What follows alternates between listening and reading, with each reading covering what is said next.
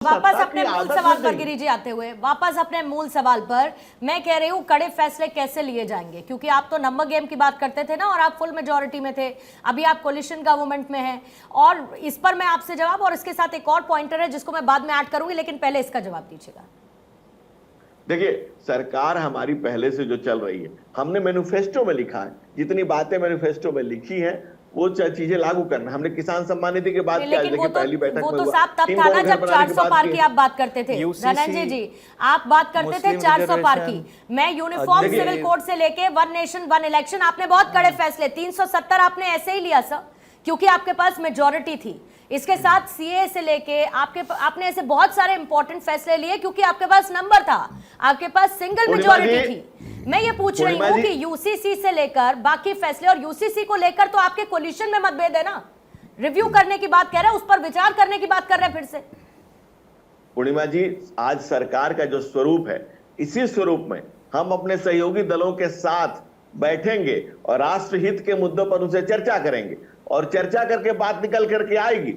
जो राष्ट्रहित के लिए महत्वपूर्ण होगा, जरूरी होगा, उसको पूरा किया जाएगा। और हमें अपने सहयोगियों को हम पर और हमें अपने सहयोगियों पर पूरा भरोसा है कि राष्ट्रहित के जुड़े मुद्दे पर भरोसा है। दीपक जी आपसे जवाब लूंगी, लेकिन भरोसा है सर, लेकिन अगर भरोसा होता तो जेडीयू ये नहीं कहती ना कि आपने एलजेपी को, आपने चिराग पासवान को कैबिनेट पद दे दिया और हमको आप दे रहे हैं एमओएस स्वतंत्र प्रभार, आप हमको दे रहे हैं। इसके साथ आपकी नाराजगी अजित पवार की, कह दिया कि एमओएस का पद नहीं चाहिए, आपने कहा कि वेट एंड वॉच, रुकिए, हम आपकी इच्छा भी पूरी करेंगे।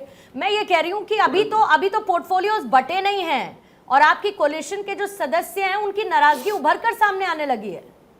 पूर्णिमा जी, मैं वही कह रहा हूं कि अपेक्षाओं का होना कोई अपराध नहीं है, और अगर किसी जल सहयोगियों की कोई अपेक्षा है तो उस पर बैठ करके बातें की जाएंगी, बात करके उस पर चर्चा की जाएगी। चर्चा से, परिचर्चा से जो निकल के आएगा, जो अमृत मंथन होगा, उससे जो मृत निकलेगा, उसके लिए उस पर तैयारी की जाएगी। आप अमृत मंथन से बहुत कुछ निकलने की बात कर रहे हैं, लेकिन दीपक झा जी को लगता है निकलेगा कुछ नहीं, इसीलिए मुस्कुरा रहे हैं। ये कहावत है बिहार में कि यही आस लटके रहे हो कबो बसंत ऋतु आए। कांग्रेस सत्ता की मलाई के लिए इस तरह से लपलपाई हुई है कि कोई उधर से लटके और हम झटके, कोई तो लटके। ठीक है, कोई तो लटके, तो झटके के लिए तैयार है क्या दीपक झा साहब? हालांकि आप पहले भी थे जब सरकार बनाने का दावा पेश नहीं किया था कि कोई लटके तो हम झटके, दरवाजे खोल दिए थे आप लोगों ने।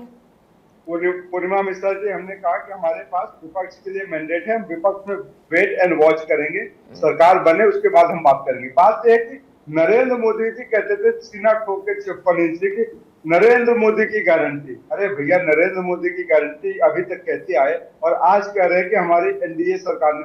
बहुत अच्छी बात है कि पिछले 10 सालों में जो शब्द कानों में सुनाई नहीं देता था, एनडीए सरकार, वो आज सुनाई दे रहा है मेरे को। मुझे बहुत अच्छा लगा, बहुत खुशी हुई।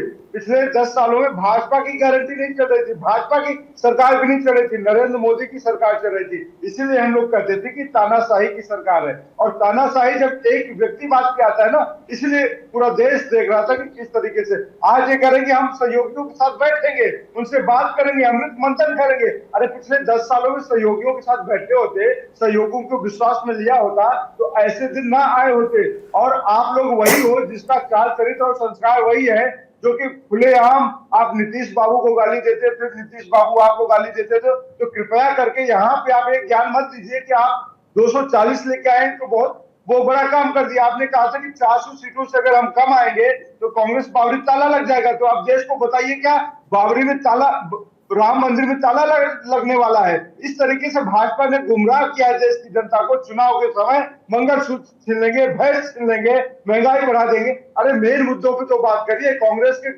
पाप आप मत गिनाइए, कांग्रेस के कर्म मत गिनाइए, कांग्रेस के गिराने लायक आप कांग्रेस की धूल भी नहीं है। नेहरू जी ने देश को आजाद कराया था, सुभाष चंद्र बोस ने आजाद कराया था। आपके श्यामा प्रसाद मुखर्जी जो है ना, उन्होंने 2 नेशन 2 की बात करी थी। तो भाजपा ने शुरू से ही राष्ट्र को बांटने की बात करी है। कोई बात नहीं दीपक झा जी, कम से कम अब आपको ये सुनने में तसल्ली होगी, अब आपको कम से कम ये सुनने में तसल्ली होगी कि अब ये नहीं कहेंगे कि बीजेपी ने फैसले लिए, अब ये कहेंगे कि एनडीए ने फैसले लिए, तो आपको कुछ सुकून तो मिल पाएगा, क्योंकि सुकून के पल आपको अब धूल बराबर भी नहीं है। धनंजय जी जल्दी से जवाब दीजिएगा, फिर उसके बाद बाकी मेहमानों के पास जाना होगा मुझे। जल्दी से अपना काउंटर रखिएगा सर। पूर्णिमा जी, अच्छा है कि दीपक जी को ये अच्छा लग रहा है कि एनडीए सरकार हो, क्योंकि तीसरी बार ही नहीं, चौथी बार ही नहीं, बारंबार ये सरकार बनेगी। ये देश की जनता कह रही है देश के दिल में भारतीय जनता पार्टी और भारत की जनता और भाजपा का अलायंस हो गया।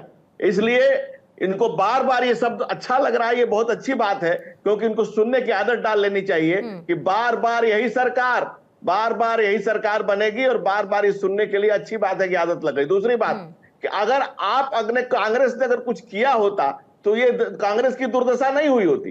कांग्रेस उन्हीं दलों के सामने खड़ी है जो कांग्रेस के कब्र पे पैदा हुए, तृणमूल कांग्रेस यानी कि ग्रास रूट कांग्रेस के अलावा बात कर लीजिए, आप बताइए राष्ट्रवादी कांग्रेस जो कांग्रेस को राष्ट्रवादी।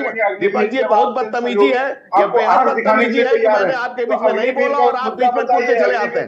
तो सुनने का धीरज रखिए और सुनने असहमतियों का सम्मान लोकतंत्र है, सुनने की ताकत रखिए। अगर आप बदतमीज है तो अपनी बदतमीजी अपने पास रखिए, और मुझे भी बोलने आता है आपके बीच में, लेकिन मैं नहीं बोलता हूं क्योंकि मैं दीपक जी मैं बदतमीजी नहीं, आपने जो सवाल किया मैं उसका जवाब दे रहा हूं। दीपक जी आप अपने समय में अपनी बात करें। आप अगर जाहिल हैं आपकी जहालत की प्रॉब्लम है, लेकिन आप Purnima ji this is nonsense. This is completely nonsense. This is completely nonsense. आप स्टूडियो में होते तो मैं फिर कुछ कर सकती थी, लेकिन अभी आप दूर बैठे हैं तो सिर्फ रिक्वेस्ट कर सकती हूं। कंप्लीट नॉनसेंस की बात है, आपसे सिर्फ रिक्वेस्ट कर सकती हूँ सर। मैं मेरी मजबूरी समझिए, आप मेरी मजबूरी समझिए। फिर मैं यहाँ अपनी टीम से कहती कि आपका माइक डाउन कर दे। अभी आपके हाथ में खुद बटन है, तो मैं अब आपसे ये तो नहीं कह सकती। अरे सुनने का साथ रखिए ना। ठीक है, भगवान ने 2 कान और 1 मुंह दिया। कांग्रेस कान खोल के सुनती तो इस तरह की कुकर्मी हालत में नहीं आती। मेरा दीपक जी गलत सुनिए, आप भी गलत समझते हैं और यहाँ बैठे दोनों राजनीतिक विश्लेषक गलत समझ रहे हैं कि जब मैंने कहा कि आप स्टूडियो में होते तो मैं फिर कुछ और नहीं करती, मैं सिर्फ आपका माइक डाउन करवाती और कुछ नहीं करती। अपने समय में बोलिए। ठीक है दीपक जी, ओके, जोक सपाट। दीपक जी प्लीज उनको अपनी बात करने दीजिए। अब उनको अपनी बात करने दीजिए। बात करें तो अच्छी बात है। नहीं, वो बात ही कर रहे हैं सर, बस आपके मन मुताबिक बात नहीं कर रहे हैं, वो बात ही कर रहे हैं, तो उनको कहने दीजिए ना अपना, प्लीज उनको कहने दीजिए। दीपक जी प्लीज, मैं रिक्वेस्ट कर रही हूँ सर, मेरा टाइम वेस्ट होता है, आप समझते नहीं है। मेरे लिए 30 सेकंड बहुत इंपॉर्टेंट होते हैं, ये आपसे बेहतर कौन समझ सकता है। नहीं गलत बात है, अपने समय में बोलिए। ठीक है, धनंजय जी बात पूरी करेंगे प्लीज। और 5 पीढ़ियों से एक परिवार का पांव पोंछ रही कांग्रेस, एक राजनीतिक कार्यकर्ता कहते हैं खुद को, शर्म आनी चाहिए आपको। किसी भी स्वतंत्र चेतना के व्यक्ति के लिए संभव नहीं है कि एक पीढ़ियों का पांव पोंछे। अरे मोतीलाल नेहरू, पंडित नेहरू, राहुल गांधी, राजीव गांधी, इंदिरा गांधी, 5 पीढ़ियों का पांव पोंछो को राजनीतिक कार्यकर्ता नहीं कहा जा सकता। इस स्वतंत्र चेतना के व्यक्ति के लिए संभव नहीं है। एक स्वतंत्र चेतना का व्यक्ति जो राजनीतिक कार्यकर्ता होगा वो अपने जमीर की आवाज से चलेगा, वो अपने जमीर की आवाज से चलेगा, शब्दों की जुगाली से नहीं चलेगा। और एक परिवार के पांव पोंछने वाले को मैं राजनीतिक कार्यकर्ता नहीं मानने के लिए तैयार हूँ। बिना पार्टी के दीपक चलने जा रहे हैं और चले जा रहे हैं बिना मतलब का। अरे बात करो, मुद्दे पर बात करो। इस देश की जनता ने खारिज कर दिया कांग्रेस को, 100 पर नहीं पहुंचने दिया। देश की जनता अगर 100 पर नहीं पहुंचे, 99 के चक्कर में पड़े थे, 99 के चक्कर में कांग्रेस रही, 99 लटती रही। दीपक जी फिर आप रिक्वेस्ट नहीं समझते सर, फिर अब मैं क्या बोलूं इसके आगे। फिर मैं अब इसके आगे कुछ बोलने लायक रहती नहीं हूं। मैं रिक्वेस्ट कर रही हूं, लेकिन आप मेरी रिक्वेस्ट नहीं समझ रहे सर। ना धनंजय जी क्या कह रहे हैं, ना आप क्या कह रहे हैं, कुछ नहीं समझ में आ रहा है। आप मेरी बात नहीं समझते। मुकेश केजरीवाल जी आपके पास आते हैं। नहीं ठीक है सर, कोई बात नहीं। आपकी समय सीमा का यहाँ पूरा फिलहाल पूरी होती है, फिलहाल के लिए उसको मैं रोक देती हूँ। बाकी मेहमानों को मुझे समय देने दीजिए।